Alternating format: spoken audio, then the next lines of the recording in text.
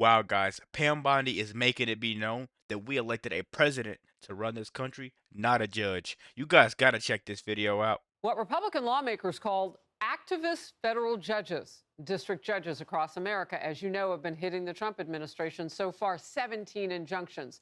Those are all tied to some of the 174 lawsuits filed against the president's agenda. Now, reminder, President Trump has only been in office just over 2 months, exactly 77 days.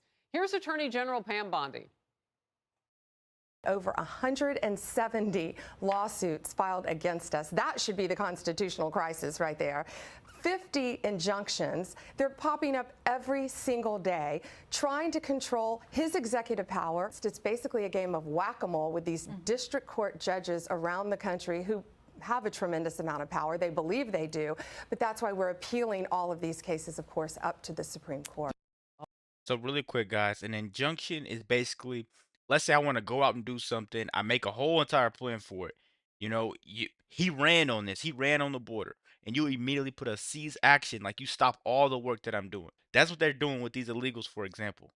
The MS-13 trying to get the flight to turn around. This judge is making it a problem for everything Trump ran on for him to actually pass. So then people start asking themselves, when is Trump going to start doing this? When is Trump going to make the food healthier? These judges don't really care for Americans. All they care about is getting another Democrat in there to fill their pockets and just make sure they have unlimited money. Money that they can't even live a lifetime to spend. They just want the money and the power. Let's keep going, man. Oh, they believe they have the power, all right. A new headline reads, as judges stymie Trump with nationwide orders, pressure builds on the U.S. Supreme Court. The Senate Judiciary Committee took up this topic in a hearing just last week. Although our founders saw an important role for the judiciary, they didn't design a system that made judges national policymakers. Democrats today are angry at the voters for re-electing Donald Trump and electing a Republican Senate and a Republican House, and they engaged in lawfare to stop democracy from operating. You don't need to be some soothsayer or the oracle at Delphi to understand that there's something amiss here. All right, let's talk to him ourselves and focus now. The senator you just saw in that last clip, Republican Eric Schmidt of the great state of Missouri, member of the Judiciary Committee. Great to see you. So talk to me, if you can, about reining in these judges and what is realistic that you can get done. Yeah, I think to step back, what's the real problem here?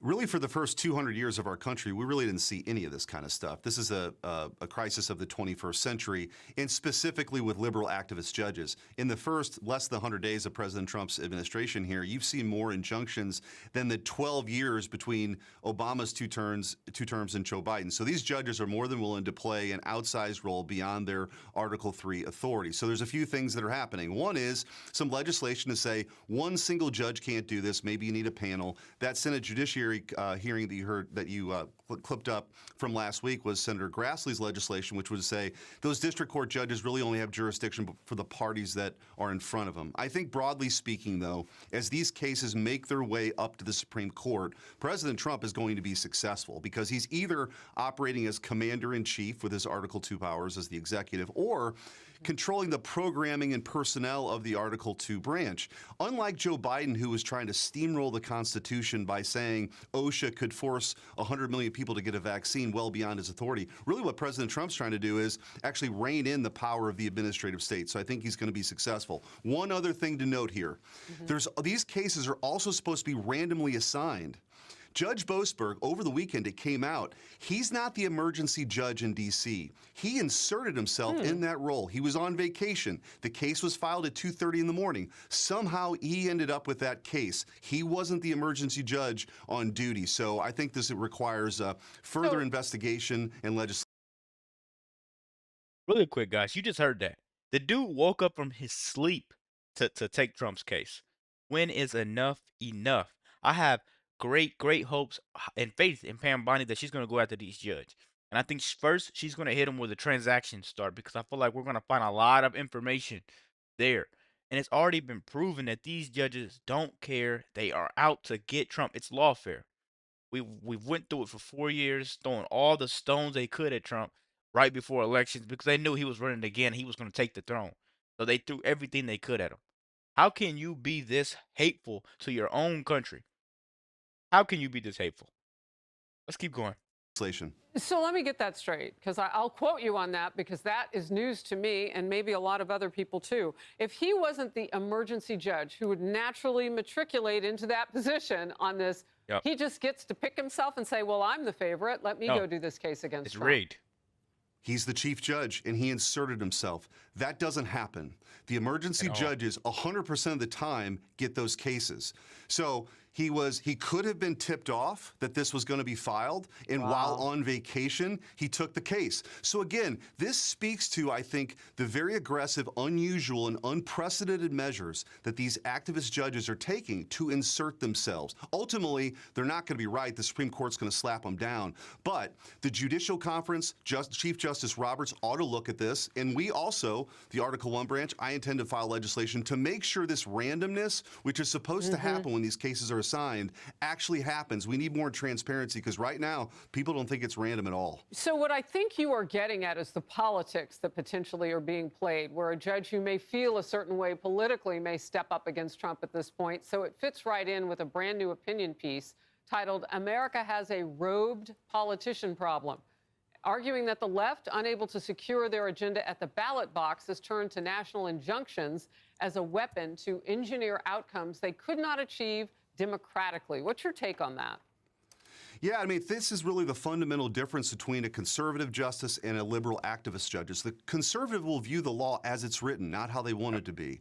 But the liberals, for a very long time in this country, they had control of the Supreme Court. They just made up things. They made up rights that didn't exist. Made up genders, gave them law, all types of crazy stuff.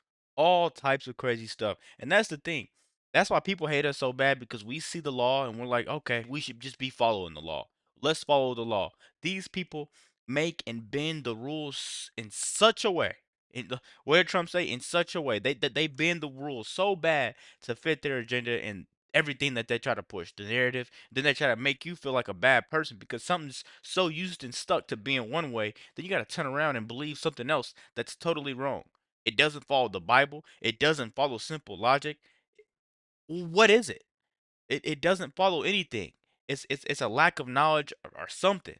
I don't know what's going on, man, but these people, they don't care for themselves, and people that don't care for themselves already shouldn't be in a position of power. Exist to get to a political outcome. Now that you have a more conservative court, they're desperate. They're not in power in Congress anymore. And so I think a lot of these judges are taking it upon themselves to usurp really important power. For example, when President Trump declared a predatory incursion of these criminal violent gangs, he's well within his Article 2 executive power to deport them. He can do that. The judge, by stepping in there, Judge Boasberg, by stepping in the case that we're talking about, he somehow got, said you can't do that. That is like that judge dictating missile strikes or deciding troop movements. Those are national security issues. Those are those are powers of the commander-in-chief that the judge doesn't get to do. So the separation of powers works both ways. You don't get to kind of jump into the Article 2 branch's authority on commander-in-chief powers. So I think you're about to see all these cases make their way to the Supreme Court, and I think President Trump's on very firm ground. But we should address these abuses that are happening now every day. Right. Man, I'll tell you guys right now, Trump was elected on what he is doing right now, and these judges are literally trying to strip what he's doing away from him. I don't see how that's right.